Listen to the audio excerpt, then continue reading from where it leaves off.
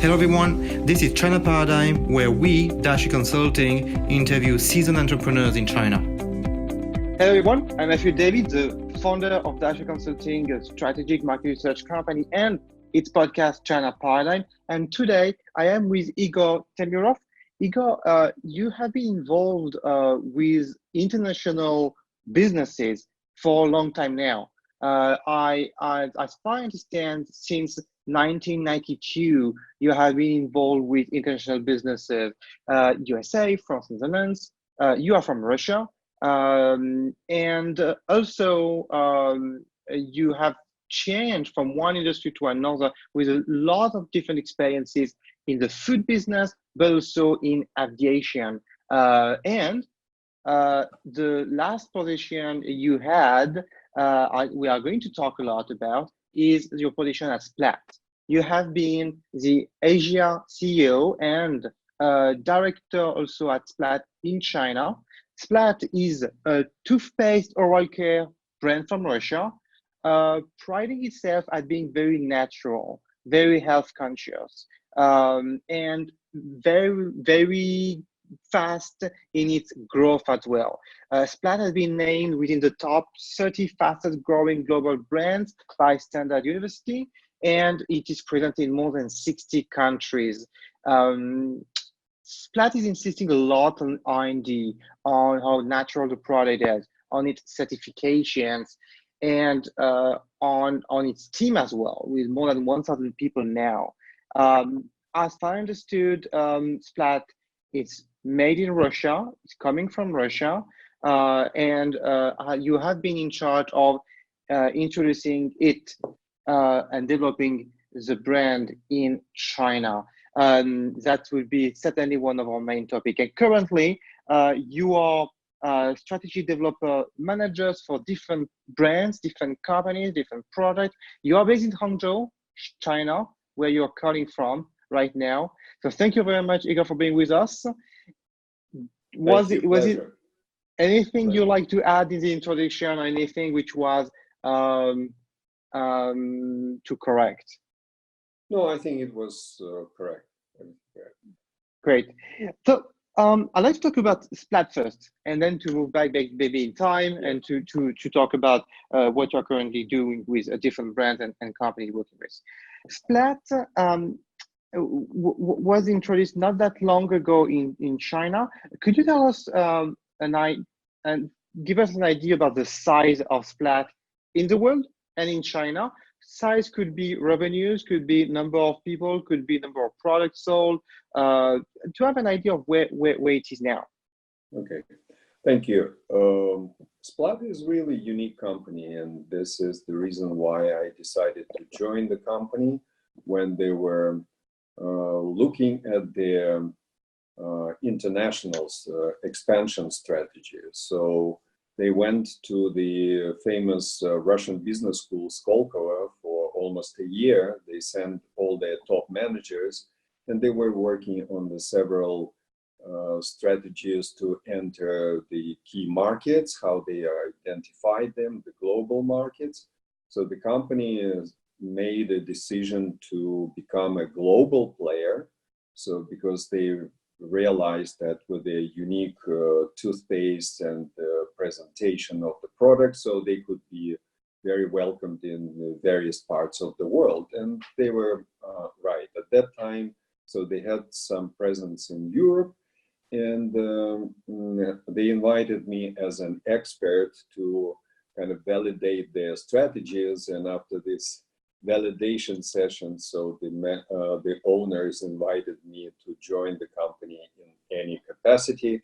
And it was a little bit kind of challenging in terms of I was not looking to return back to FMCG business, where I stayed most of my professional life.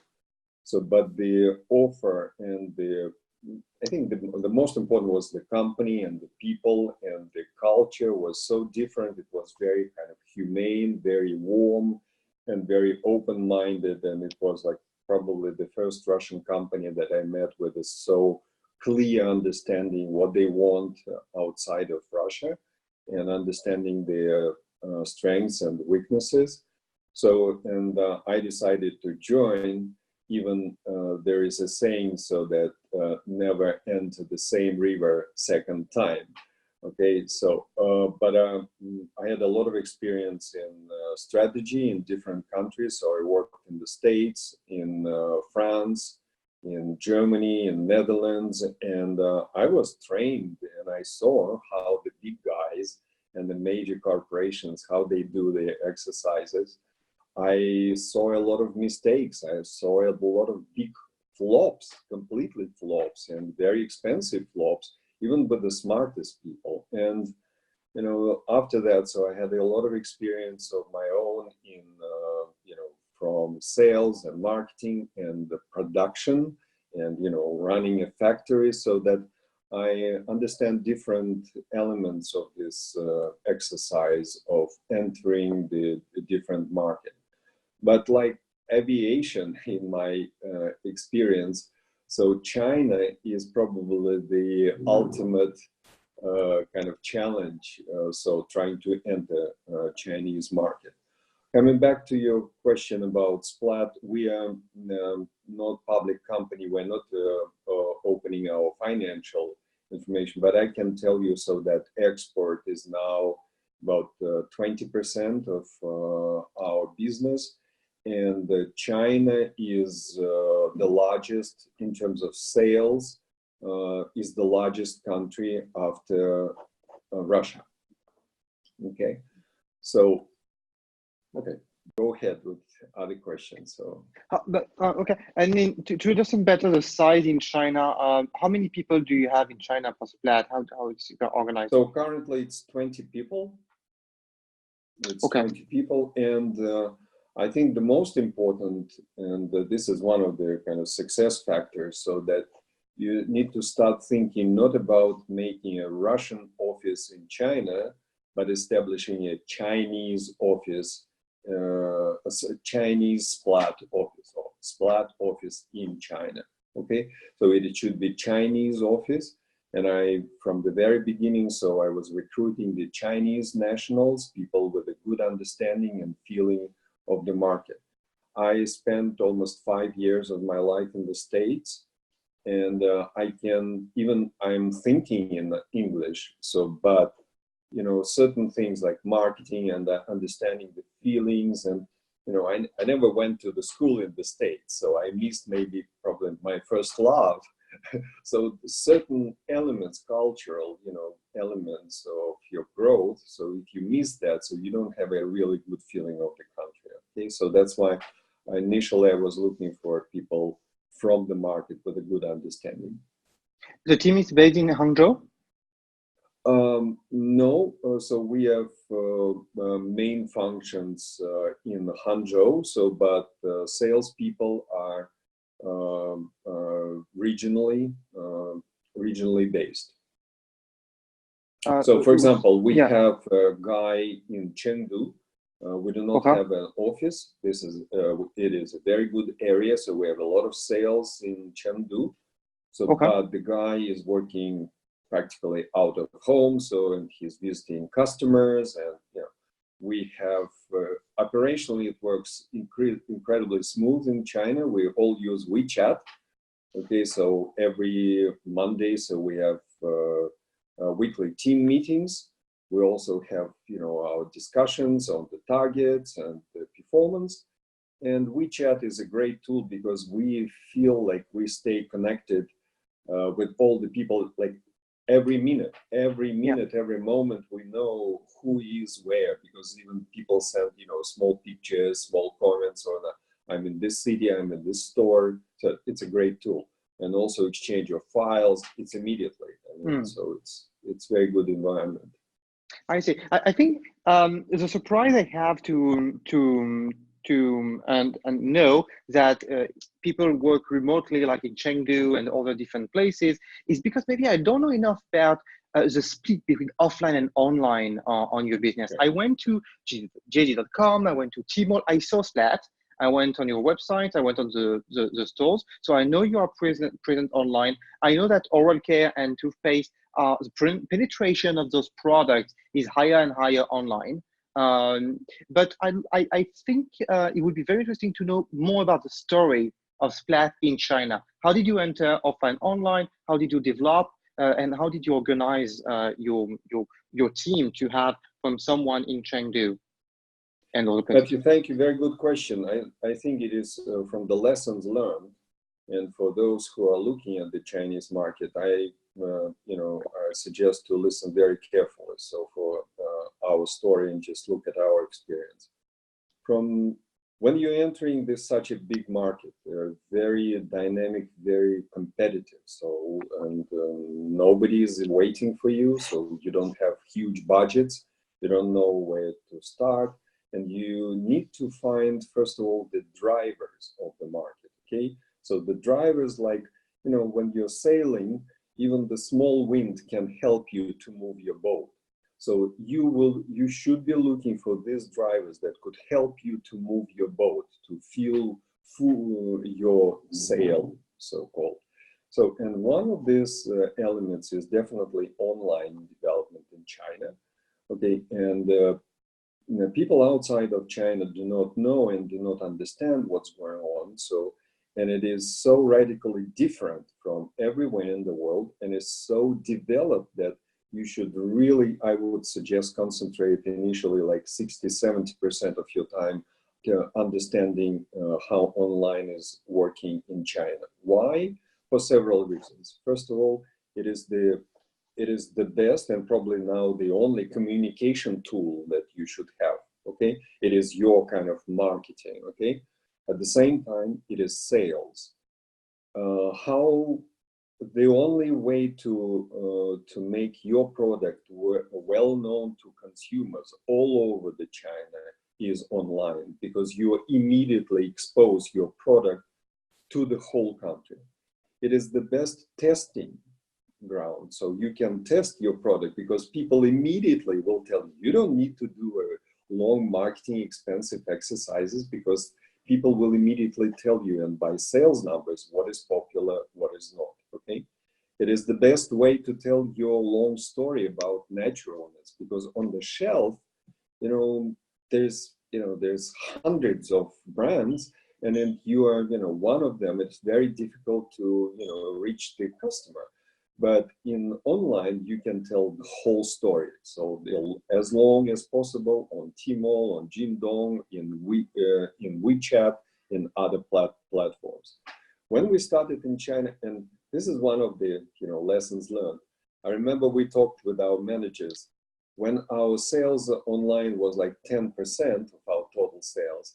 Our people in Moscow head office, they said that, Igor, but you agree, so that finally it will be all Auchan, it will be all hypermarkets. I mean, online, because everywhere in the world at that time, so online was like 2 to 5%. It was more like, it was like a fashion item. So when people in the big corporations, they were telling, oh, we're also doing online business, but it was like absolutely insignificant. But in China, I sensed from the very beginning so that this will be like a driving force for several reasons. When was it? The beginning. When was it? Which year was it? Okay, it was 5 years ago. It was 4 years ago. Okay, 4 or 5 so years. 2014. Yes, and after 1 year, so it was like 20% of our business. Wow. And then some of our colleagues saying, oh, maybe you're not doing well in the offline, in the real stores, so that's why your sales online is growing. And then when it became 50%, so people said, what's going on? And then we did a market research with our target audience. And our target audience in that research clearly said that 50 to 60%, they prefer to buy toothpaste online. I see. Okay, so, and that was a full stop. Okay, so one of the reasons why I selected Hangzhou as an entry city to China was one of the key factors was that this is an internet capital of China, because it's a headquarters of Alibaba, of Tmall, of Yangxian, of many, many platforms. And at that time, it was only Tmall and the Jingdong. And from my previous experience, I knew that after several years, all these people in Tmall who feel a little bit, ceiling in their development, they will go up, they will go out, they will create these small companies, and this is exactly happened. It is the environments like in Silicon Valley, okay? People go to the small cafes, they meet each other and decided the new concepts. And now we see that, some online platforms in China are selling much, much more than Tmall.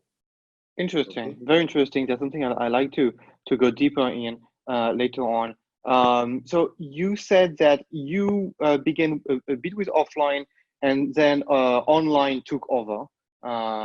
Basically, most of it was offline first, and then online. What happened is that I immediately recruited the person to run our online business, okay? Because for communication, etc. And 3 years ago and 4 years ago, Matthieu, this is also another interesting thing. People were asking me and each other, what is the link between online and offline? So they were thinking like this is like two absolutely parallel worlds, yes, not interconnected. And probably 2 years ago, actually, finally, it was said there was absolutely connection between online and offline. And how this happened? For several reasons.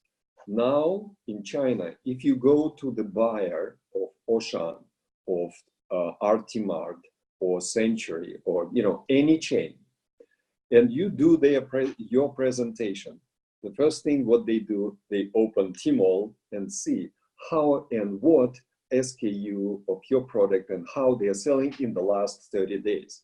And if you want to push them one SKU, your target, they said, no, just give me what is selling well on Tmall. So online became like a reference, absolutely reference point for the sales of your product, especially Tmall. The second point is the pricing. You have to think absolutely, that China is the country where people immediately, I went to Chengdu last week, and people immediately go into Tmall, Taobao, and they check the prices for your product, for your competitive product. So you cannot make the stories, you cannot make your, dream pricing. It is based on this reference online. The second main point is that, as you know, Jack Ma, Alibaba, Tencent, WeChat, they all started buying offline retail because they realized that it is not enough to have only online. People still have the need to touch things, to see things, etc. And that's why there is a huge development in China right now, and especially in Hangzhou, where the new concept stores created. It is what is they called new retail, new offline retail. So they are trying to bring people into the stores, make it interactive, and also linking online and offline. If you go, I went to Carrefour last week, to Auchan. So, and everywhere on the shelf you see, please visit us online, visit us online. What is happening in China besides the online development platforms? Because traditional retail, like offline, they feel that they are losing this game to online, and to catch up, they just sit down and they decided, listen, we have a great logistics. Okay, we have distribution centers, we have stores, etc. The main thing is the last mile delivery. And because logistic and delivery service in China is working so well, they started this O2O, online to offline. So people, especially young people, they make their orders. This application, there's app in the Alipay, and there's other. So you can select in the 5-kilometer radius from your home or from your office, so stores, shops, restaurants, etc. And by the time you come back home in 1 hour, everything will be standing and waiting for you. So that's why people now this online to offline business is growing very rapidly. Okay. If you ask me how to measure this, this is now a problem in China, because there are traditional tools in the West, like Nielsen data, like Euromonitor or Mintel, etc., big name companies who are doing statistics and data on China. But the problem is that many of those platforms, a new app, they were not existed last year. Many companies, they did not exist last year, so that you cannot compare apple and apples. So that's why the big guys like Nielsen, Euromonitor, they are measuring or monitoring only Tmall and Jingdong. Okay, but this is only just not a very small, but it's a small part of the story, because there are new players like Pinduoduo. Nobody heard in the West about Pinduoduo last year. It was like a selling cheap platform, etc. Nobody heard about Yunji. Nobody heard about Yangxian. There was platforms that appeared like, late last year, and now they absolutely stormed. They went public in New York Stock Exchange, etc., etc. Okay, so this is the point, the conclusion from this. Guys, be prepared that the models that you were thinking, they will not work for 3 years.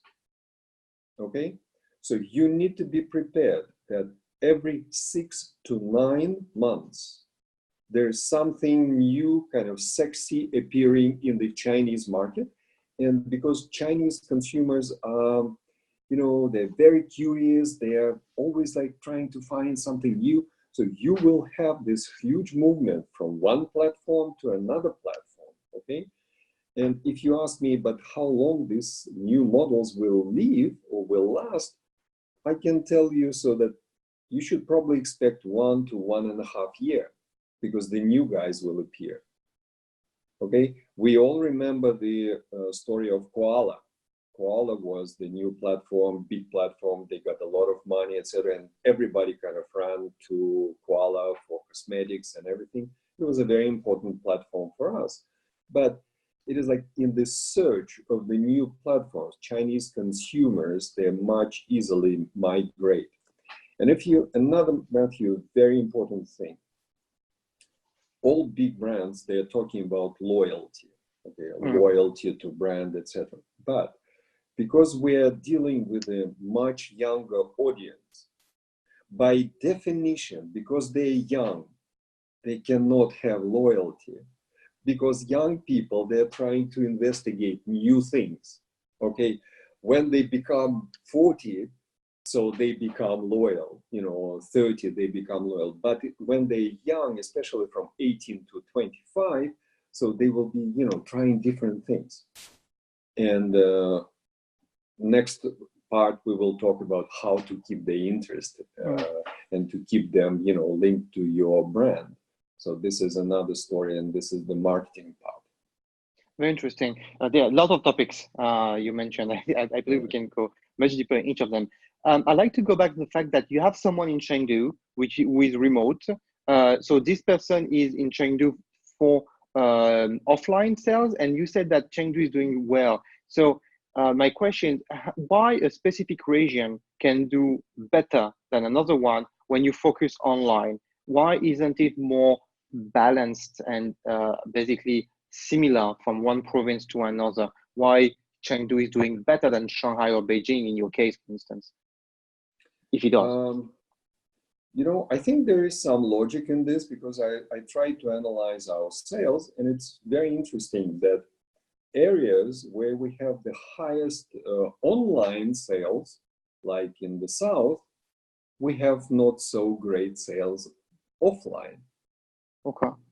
Okay. And on the other side, so in Chengdu, our online sales are not so huge, okay, but offline sales are very good, okay. And in the areas like east of China, Shanghai, Hangzhou area, So it is balanced, okay?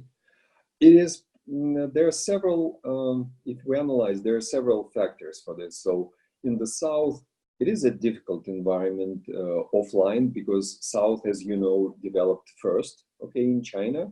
So Yeah. with their, you know, and people are a little bit like fed up and there's a little bit too much of everything, okay, in the stores.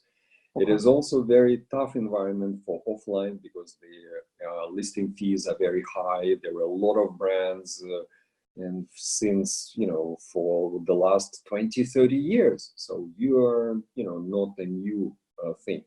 But in Chengdu, as you know, Chengdu was developing much later. So there is a lot of, you know, new money. There's a new consumers with the purchasing power, but they're not so much exposed to the Western brands, etc. So, and the Western brands came to Chengdu a little bit later. Next thing is, yeah, I think that in general, they are much more open to the new things that people in the West, etc. So they're much more, you know, searching and research, opening the new products for them, okay? Do you have other regions you could mention that's different from, geographically, if you asking me my recommendation, so to enter, so roughly China is divided into 4 big regions: North, South, East, West. I would definitely look at the East first, okay? Okay. Which is the area of Shanghai, Hangzhou, you know, so all this up to, you know, 400, 500 kilometers inside the China, mainland China. Then I would look at the area around Beijing, Tianjin, you know, the north, and definitely Chengdu, Chongqing, so the west. So if I would even recommend to some companies to start in the east, but then go to the west immediately, okay? Because Beijing area is, in terms of offline retail, is a little bit, you know, specific area, okay? In our case, there was some specific, because we have a north of China, which traditionally can take a lot of products from the northern border of China, of Russia, okay? So in those areas were a little bit kind of, you know, covered, more or less, okay? So that's why, and also the purchasing power of people in the north are a little bit lower, okay? Also distribution in terms of big online, offline chains are lower, and also online sales are lower in the north, okay? So that's why, so we put it a little bit at the later stage. So we started in the east.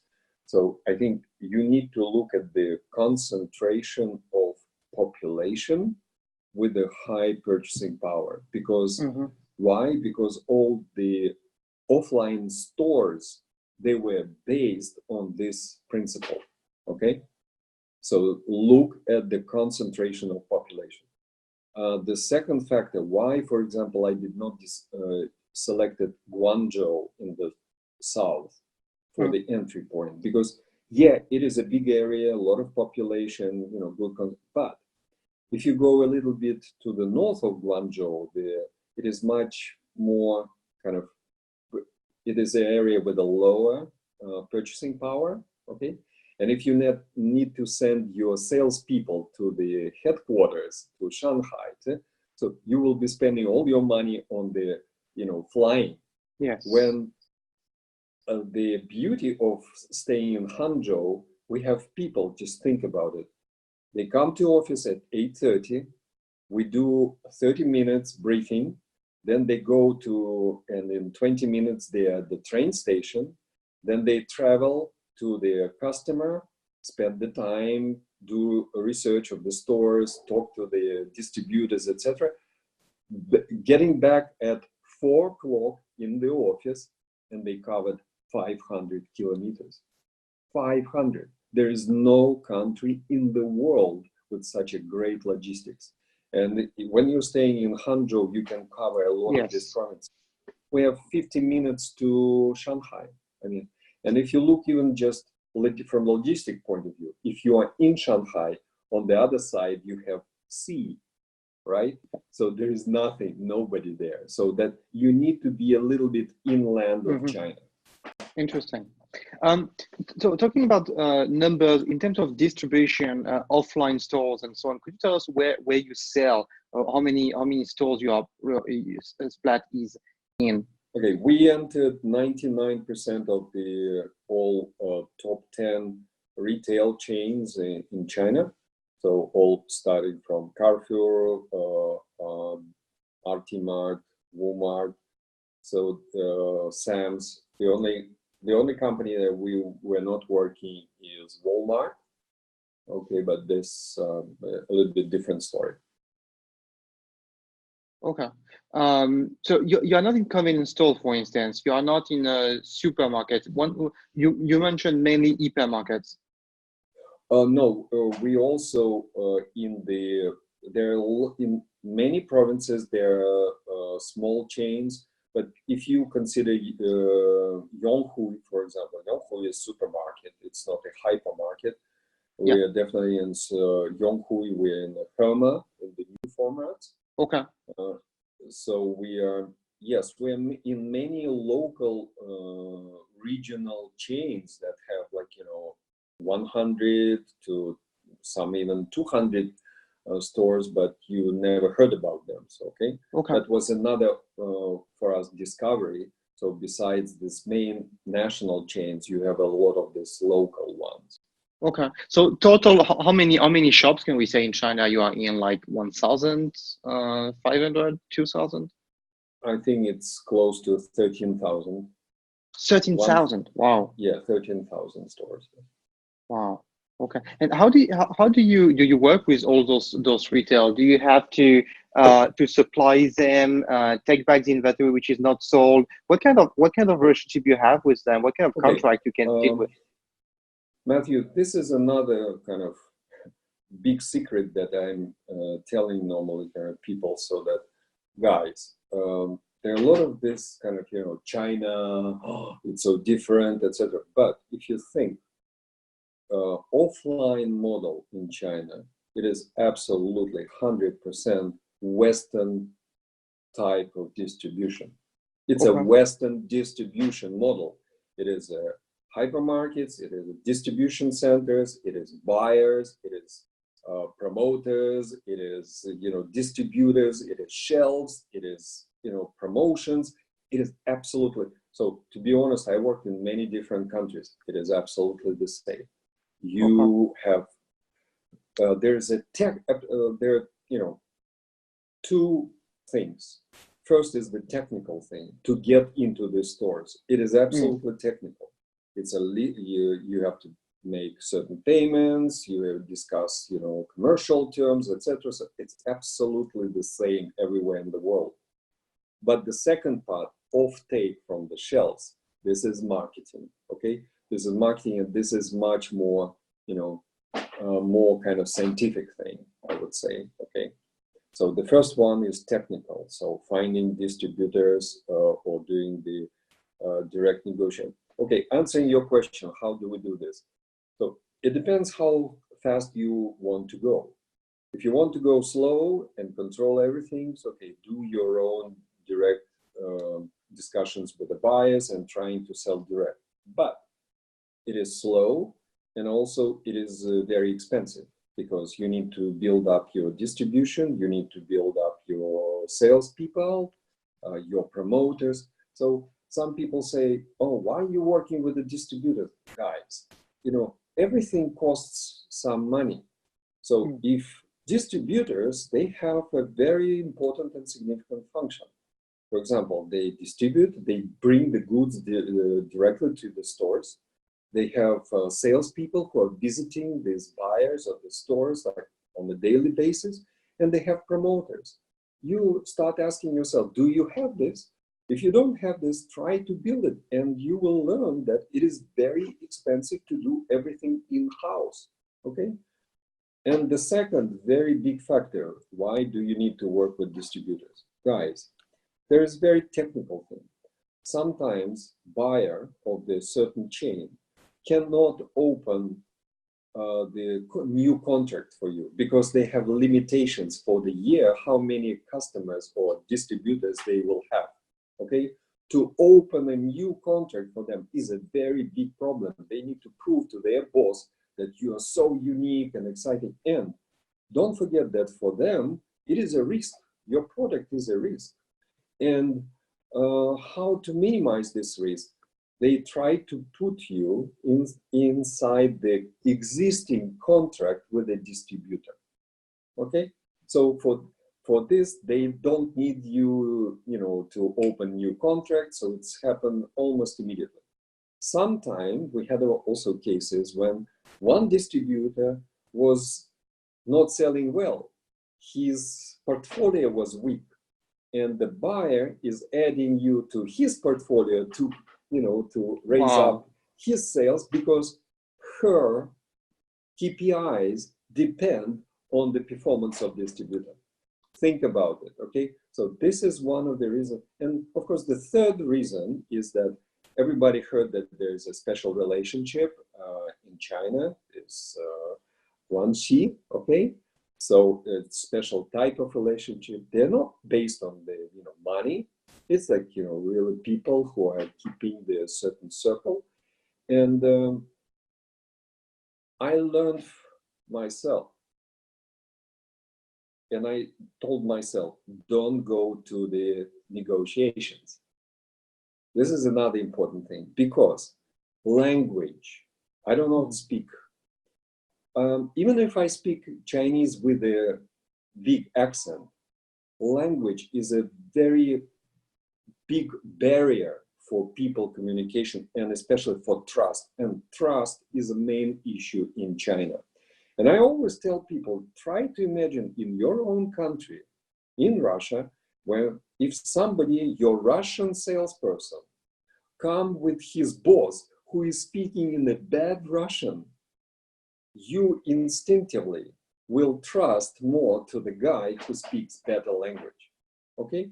So then you ask me, but how to control the commercial terms and everything? It is very easy. Okay?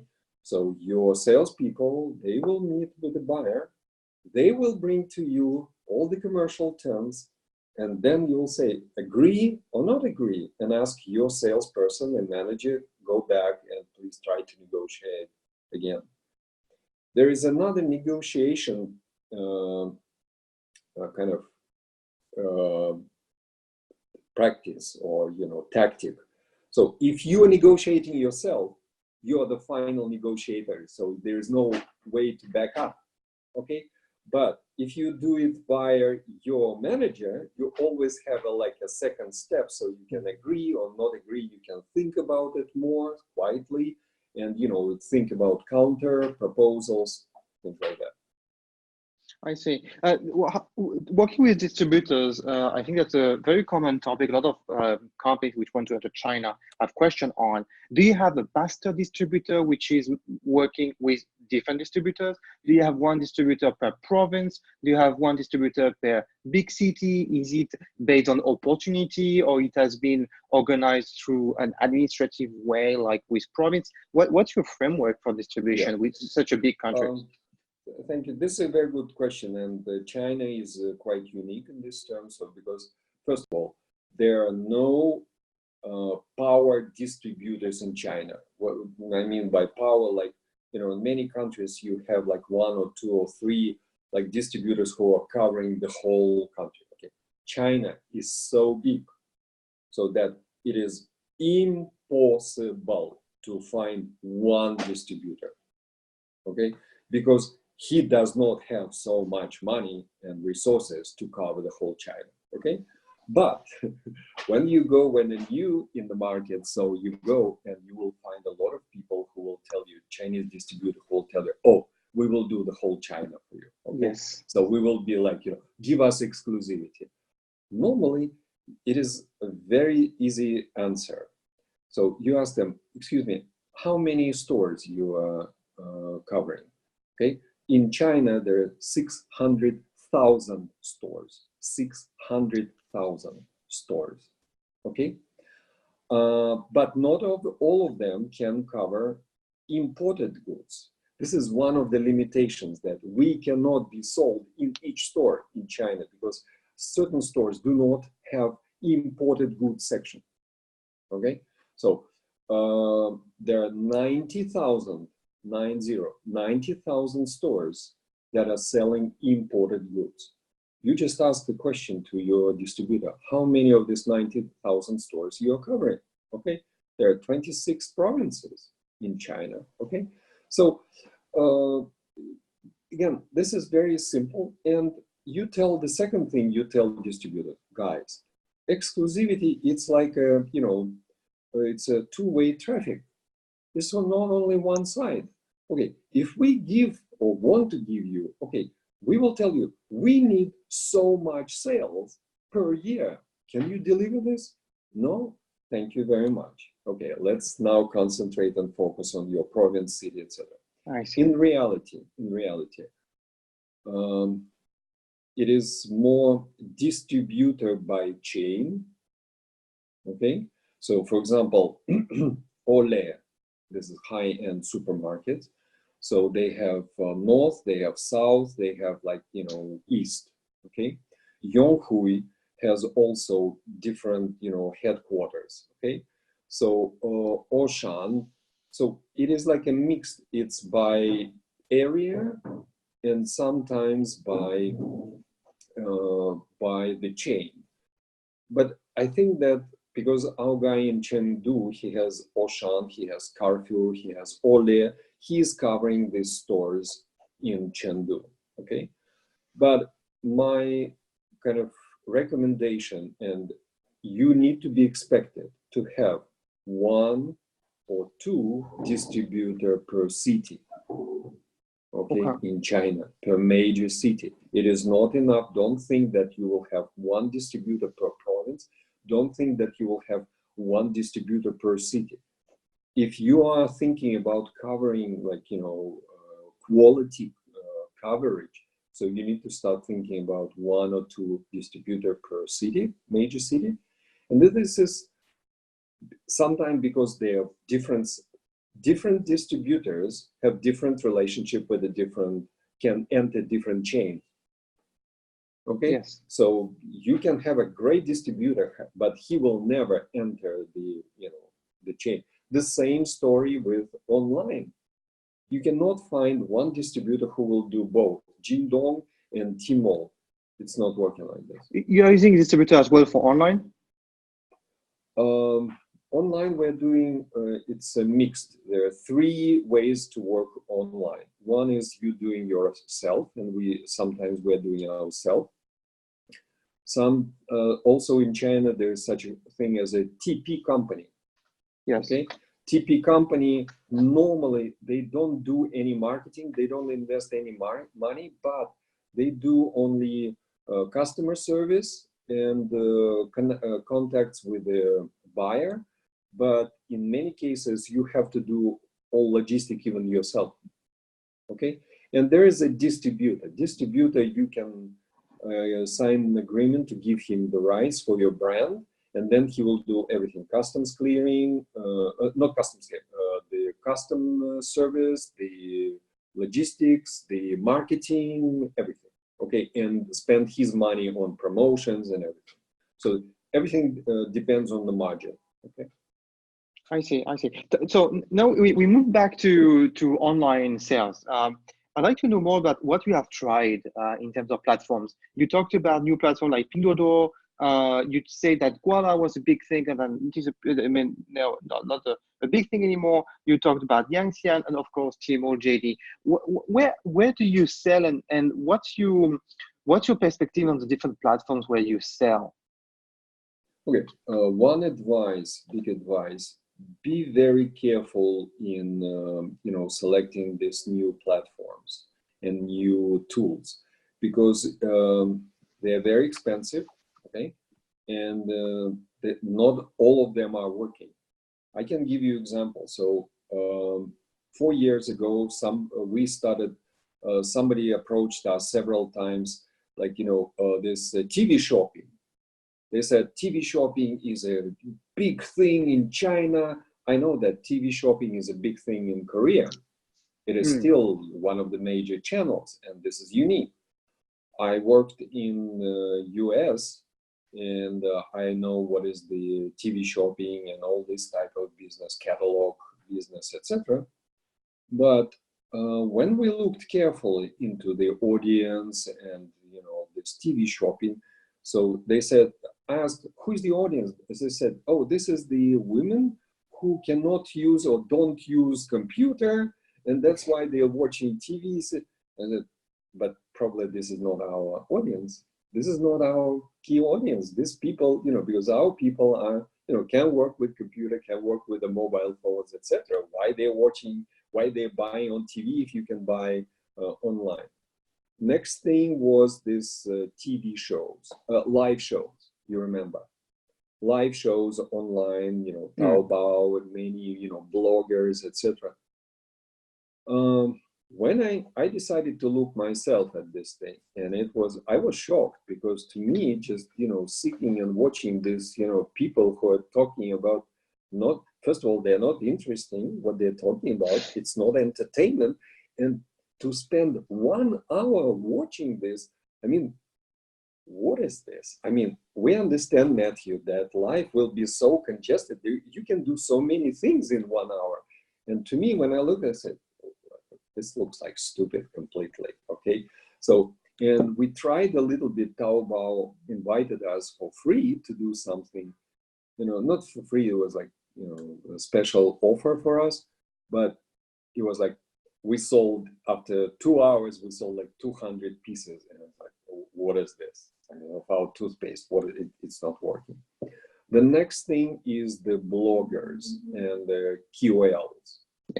And, this is probably the biggest thing. And out of all these tools online, we sit down and analyze what will be working in China and what will not work. And it became clear to us, if you look at Tmall is so big, so that it is difficult for people to orient in this, okay, in this massive offers, goods and everything.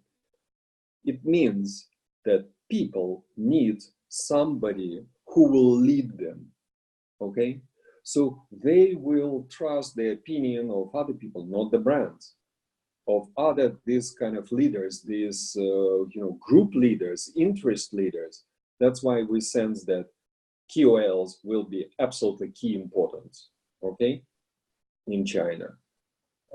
Second thing is video, okay? And don't get me wrong, it's not TikTok, it's not video as a main delivery tool of content.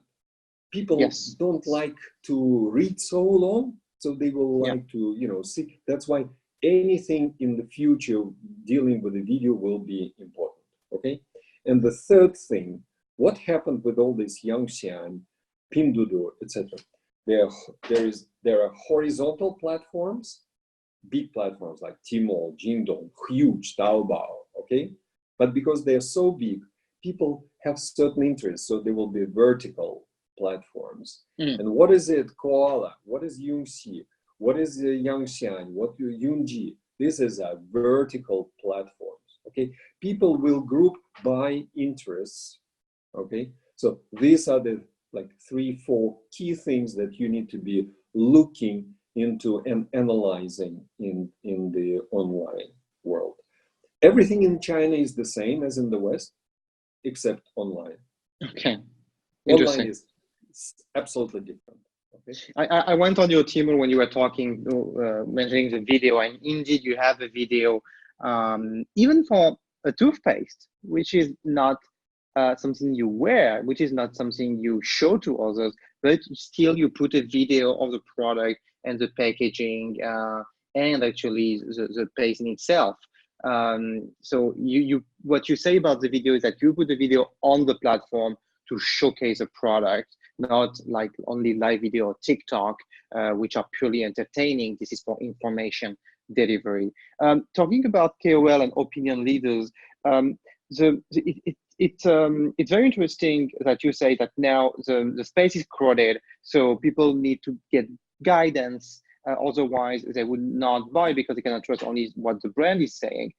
Where do you, on which platform do you work with KOL? Do you work with them on WeChat, on Weibo, or directly on the Xiaohongshu, for instance, on Tmall, where actually they can also have their own shop and influence, maybe not Tmall, but Taobao, and WeChat and Xiaohongshu. Okay. How do you interact with them and with which platform?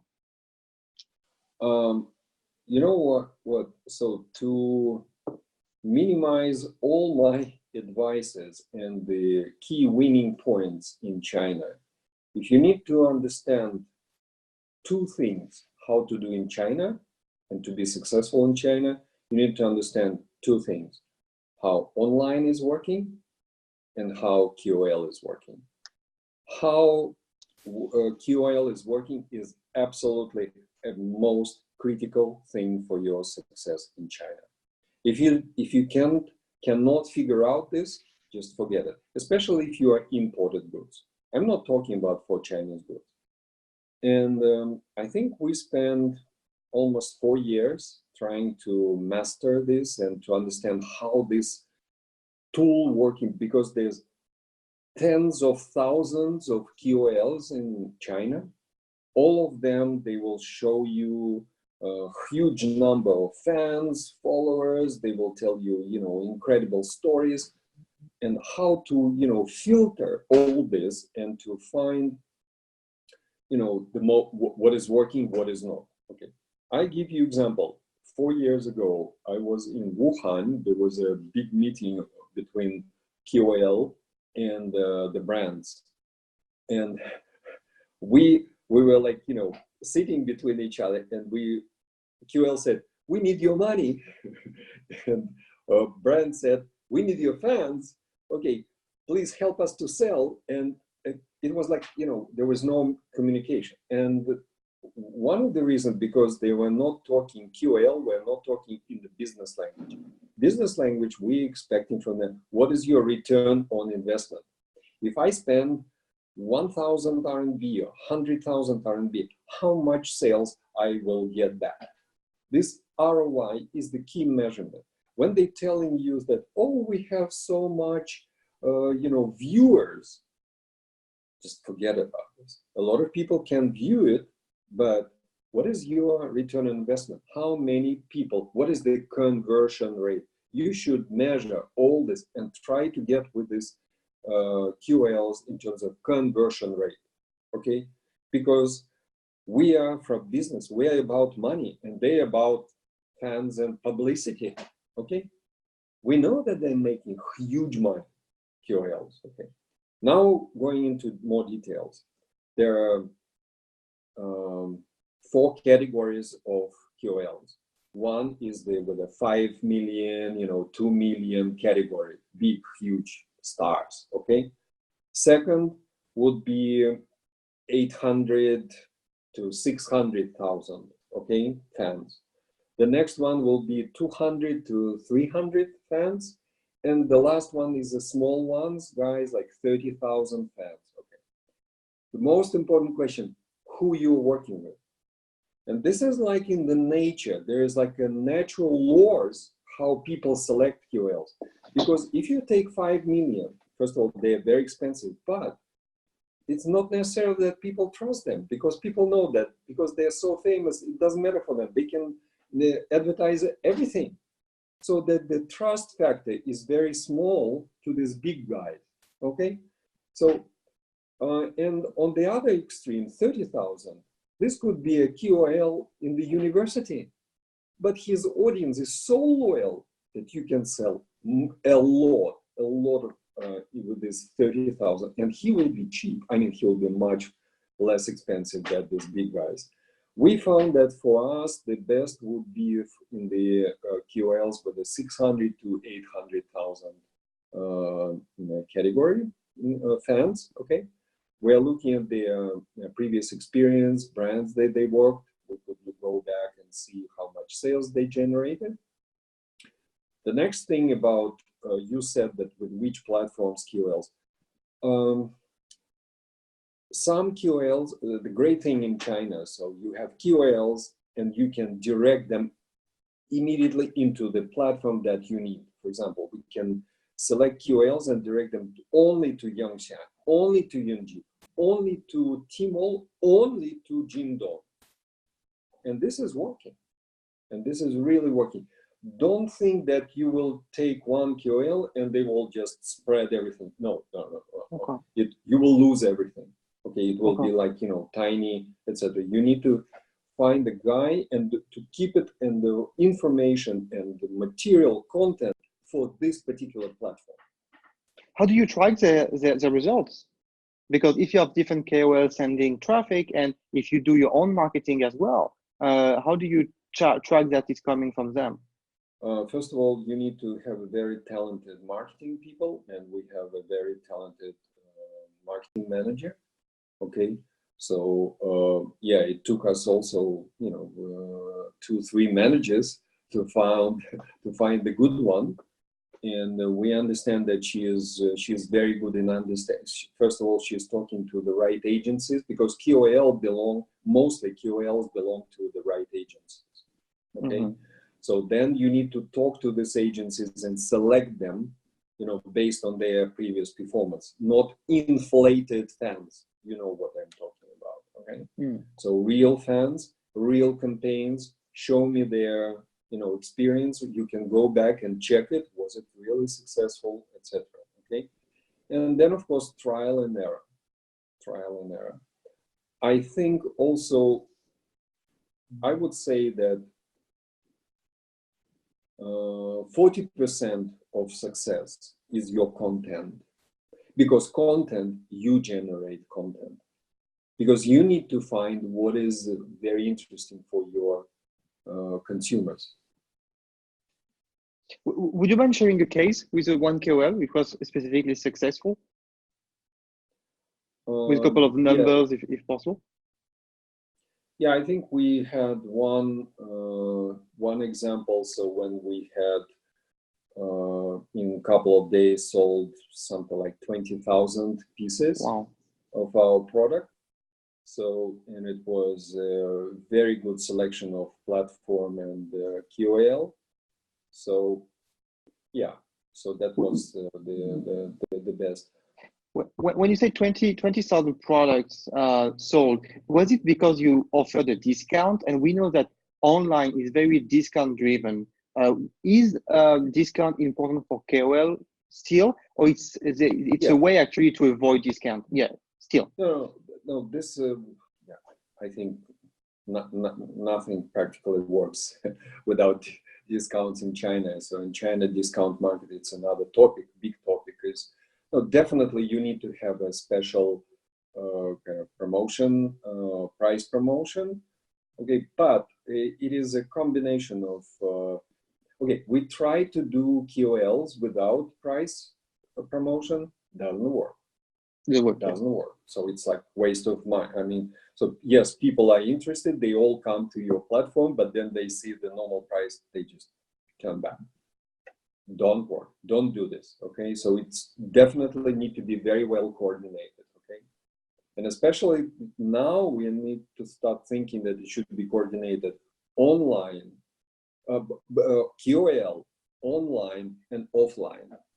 Because some buyers, they will say, oh, now we see you have, offering this. We also want to do this. Try to think about this integrated, coordinated campaign.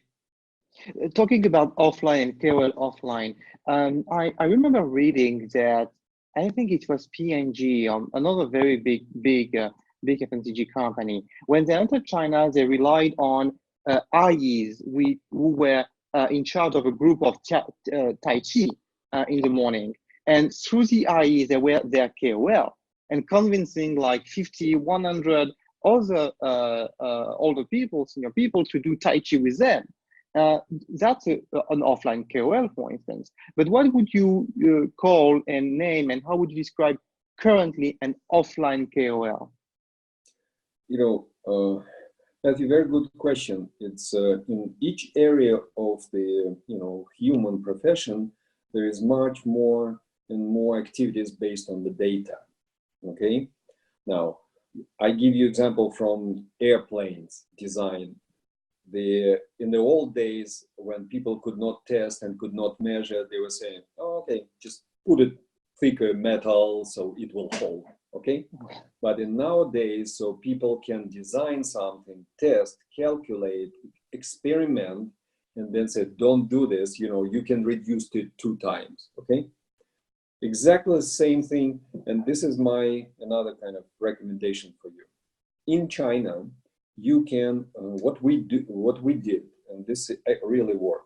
There are 2 ways. One is like you're empirical. You can sit and think, okay, when people are interested about toothpaste, and then you said, oh, okay, this holiday is no Valentine's Day. They are like, about different things, about the flowers, this thing. Okay, you can empirically says that, oh, this is a good time. But the good news is that in China, you have a data. And in data, you can analyze the whole year, and you can select exactly the period when people start talking, chatting more about toothpaste. And we selected this particular periods of time for promotion. How can you do it? Normally, you can do it with the marketing agencies in China. They know how to do this. They analyze all the social listening, okay? And they can sell. When you do the schedule for the whole year, try to do it based on this. Of course, there are obvious things like 11/11, Chinese New Year, middle of the year, June 18. But there are certain specific, because there's a big question. When do you do your promotion? During or after or before? Of course, our experience, CNY is a big holiday, but people buying mainly food for their relatives, for their gifts, etc. So toothpaste is not a big item during this period of time, okay? So you need to find these windows, and this is where AI is working very good. And what did you find for toothpaste? Did you find was more local 11 with more, because it seems to be a product used every day. So I'm not expecting so much seasonality. We found a couple of slots, okay, and one of them was very unexpected, was in August, okay, where absolutely nothing happening. So, but we found this particular slot, and also there is a certain technique how to you work before 11/11, because the last days are very hectic, a lot of advertising, but analyzing your sales during 11/11. So most of your sales are coming in the first hour. And it says to you that all this was preliminary selected and put in the basket items. Because during the first hour, they click just, pay for this, okay? This sends you a very important message that you need to start doing it 1 month before 11/11. Don't do it last week before 11/11. If you start doing it, for 3 weeks, this is the very right time before 11/11. I see. Thank you very much. It's very interesting, very insightful. One question I had actually, last one, because it's already 1 hour. How do you keep up to date to all this information? All the website, all this information about distribution. Is it by talking to people? Is it by reading? How do you keep up to date? Matthew, just as a joke, you need to wake up at 4 o'clock in the morning. Okay, no, but this part of the job, no, really. So you need to wake up early and try to read a lot. And a lot of things I'm reading, not inside China, but also outside analysis, then, things, getting together. And the second, of course, it's an experience. I worked in different countries, different cultures, and you need to understand what not to do. Matthew, this is the more probably important. What not to do, because you will spend more and lose a lot of more money if you doing the wrong things.